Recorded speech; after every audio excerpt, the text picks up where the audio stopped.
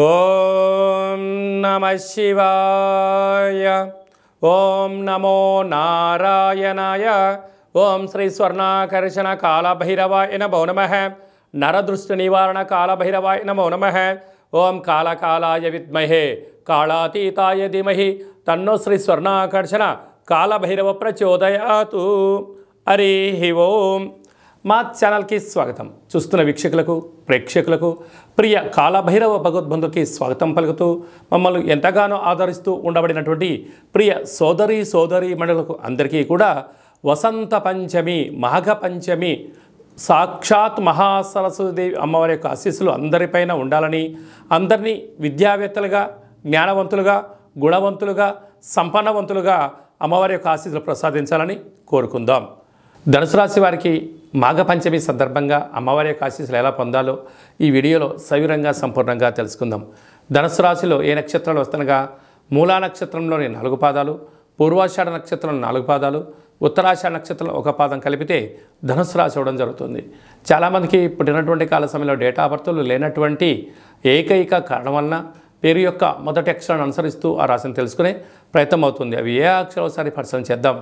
ఏ, యో, బా, బి, బు, ధ, బా, డా, బే అక్షరాల వారందరూ కూడా ధనుసు రాశి జాతకులే. ధనుసు రాశి యొక్క అధిపతి దేవగురు బృహస్పతి. వీరు అమ్మవారిని తెలుపు రంగు వస్త్రాల చేత కానీ, పసుపు రంగు వస్త్రాలను కానీ, పసుపు రంగు గాజులను, అలాగనే చక్కెర పొంగలి నైవేద్యంగా ఏర్పాటు చేసి అమ్మవారిని స్మరించడం, ధ్యానించడం వల్ల అమ్మవారి యొక్క ఆశీస్సులు కలిగి విద్య, వినయం, ఉద్యోగం, విదేశీయానం, రాజయోగం వీరి సొంతం కాబోతుందని చెప్పి గమనించాలి.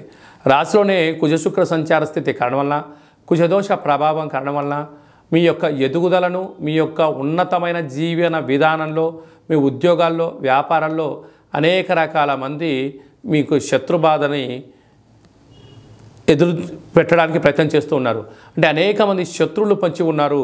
కానీ బంధువులు అని చెప్పి అక్క, బావ, మామ, చిన్నాన్న, తోబుట్టువులు అని చెప్పి వారందరూ మిమ్మల్ని వైఫై లాగా వెంటాడుతూ ఉన్నారు.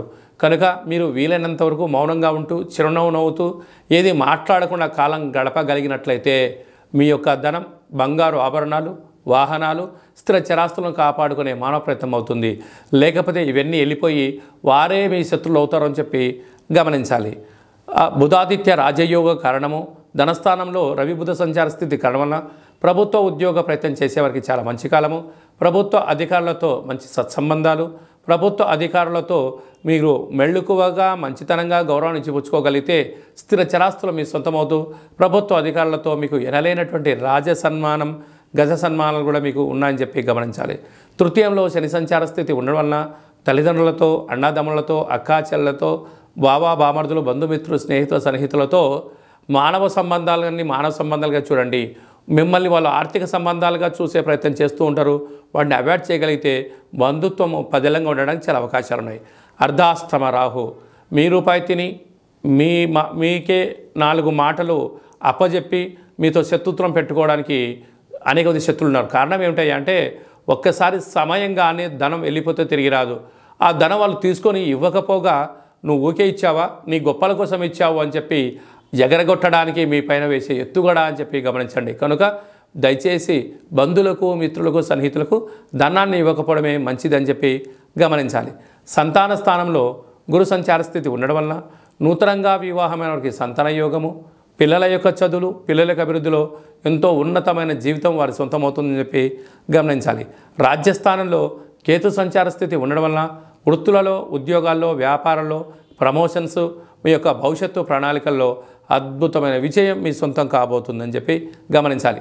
సాఫ్ట్వేర్, హార్డ్వేర్, సినిమా రంగాలు, వ్యాపారవేత్తలు, వాణిజ్య వ్యాపారాలు, యూట్యూబ్, వాట్సాప్, ఫేస్బుక్లో న్యూస్ రీడర్స్కి, వ్యాపారవేత్తలకు ఇది చాలా మంచి కాలము అని చెప్పి గమనించాలి.